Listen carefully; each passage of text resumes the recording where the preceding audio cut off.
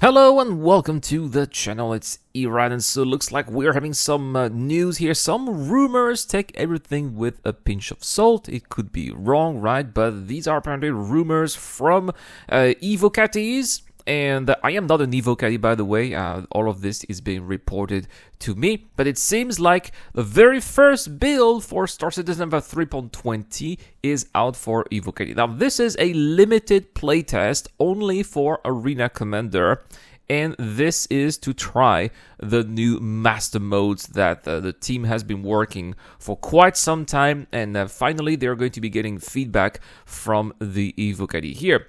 So the test here will focus on a couple of modes, including Duel, Free Flight, and Vandal Swarm, which is the new Vandal Swarm for Arena Commander there. So, first, there are a couple of issues that they would like to tell the Evocatis. First, players can fail to respawn, and attempting to rejoin the same session will result in an infinite load. That is very interesting to see that Arena Commander does have infinite loads, just like the Persistent Universe, right? Next, when it comes to the menu and front end, switching game mode in succession locks players out from controls until they can get an invalid lobby setting error. That's probably going to get fixed, right? And for the new Vandal Swarm here, swarms can be stacked prior to deploying, creating an impossible to beat scenario. I can imagine that there could probably be a ton of different Vandal ships here. Anyway, these playtests are going to be very limited here. They're all going to be lasting for an hour, so that's really not something that's going to be very long there. Just again for CIG to get a little bit of feedback. So here are some of the changes when it comes to the flight model. So first, we'll not be able to do some tricording anymore. So the strongest acceleration axis now is forward. There's only one way to accelerate strongly now, and that is forward only, which makes sense because usually the biggest thrusters of our ships are located in the back of our ships. So we should only be able to accelerate strongly forward. It makes sense. Now, the next one here is very strange to me because pitch and yaw cannot be combined together. Apparently, you cannot go up and on the side at the same time anymore. Is this what I understand? I am really confused here. If you guys can let me know, because I'm not a native English speaker at the same time. So if this is what I understood properly, let me know. If I did not, also let me know in the comment section down below. Next, the Gladius agility was increased as if light fighters were not already the meta, right? They are going to make the agility of the Gladius even more agile. That is, I'm not so sure if this is the right move here. I think it was already fine, but it's going to make the Gladius even better. Maybe they're doing that for Squadron 42, perhaps. I don't know. Next, boost and regen were also adjusted. That did not say how. Now, here are a couple of changes when it comes to master modes.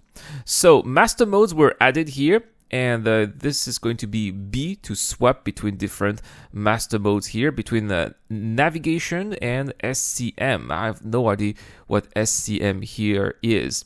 SCM allows high capacitor generation rates, shields and weapons, but restricts max speed. So it's probably Starship combat mode. I suppose it's the combat mode then. Perhaps that's what it is. Or standard combat mode, I would imagine, right? Because when you are at that speed, apparently, then you can have high capacitors. But when you are at high speed, then you don't have those high capacitor regenerate rates. So I suppose that's what it is. Thruster boost afterburner will temporarily allow you to extend beyond the SCM boundary. Also, nav allows high speed but no shields and weapons. Yeah, this is something that I said before. Probably nav is the mode that's going to allow you to move quickly from one place to another, but at the same time, because you're not going to have any weapons nor shields, you are going to be quite vulnerable indeed. And this is also restricting regeneration rates. Swapping between master modes is not immediate, so there's probably going to be some kind of timer or maybe a spool, a little bit like what we have with the Quantum Drive. Again, I don't know, I haven't seen any footage. Shield phase health is stored in the buffer up to a certain ratio when going to SCM, from SCM to nav. When going from nav to SCM, that buffer will quickly be pushed back into the phases. The shield phase generation from that buffer cannot be interrupted by incoming fire. So yeah, this obviously At the same time, right, when you are when you're transferring from nav to SCM, first you're not going to have any shield, so it's going to take some time for the shield to generate. It's not going to be something that's going to be instantaneous, right? Now, when it comes to gunnery, some changes have been done as well. There's a new aiming system that has been enabled as well. They also the combined fixed assist was removed. So until recently, when you were using fixed guns, there was a little bit of assist, and it looks like this has been removed. Fixed assist per gun was added though. So I suppose that now that fixed added is going to be for each gun, and it's not going to be combined together. So that's what it means here. Auto gimbal mode. Instead of keeping the target in an 8-degree cone, you only need to keep the target roughly around your aim point, and your gimbal will track. When auto gimbals are not tracking, they will act like manual gimbals. Also, for fixed modes, you are only going to see 1 pip per speed group. Manual gimbal mode now has also a fixed assist for each gun. Now, there are a couple of options that were added here. For example, you can see the precision lines. This is for fixed and manual gimbal mode. Or you can also have auto gimbal display here, which focused on average pip or focused on target with gimbal position indicator. There's now a new target bracket. They also drastically increased the ballistic ammo. Thank you so much. In my opinion, that was one of the biggest hindrances when it comes to using ballistics. Usually when I was using, for example, the cutlass, right? With the cutlass, the default cutlass has a mix of laser and ballistics.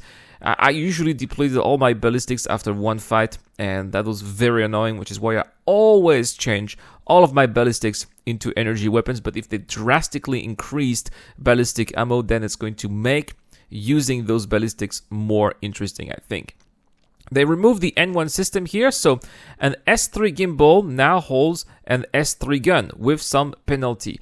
Oh, I see. So that's always going to be the case now. So, but it's going to have a little bit of penalty though. But for example, let's say the cutlass, right? Well, the cutlass has some size 3 gimbals, but the guns have always been size 2. That means that now the guns are going to be size 3, but with some penalties. Also, custom weapon stats for the Gladius weaponry have been added, and shield layout for the used Gladius are now in front and in the back as well. Also, a couple of targeting changes here. So, button changes. R now is for the closest hostile. T is for cycling hostiles in view, and 5 is to cycle everything that is in view. Auto-targeting. If no target is present, or if you press L out plus R, the closest visible hostile will be targeted. Targets will automatically swap if better targets are in view. Any manual target control will cancel that process. They've also added bindings to allow setting the default conversion distance directly from an input axis. However, there is no UI for this yet. They've also added binding to suppress aim assist as long as the button is held. Use it when you feel that assist aim work against you.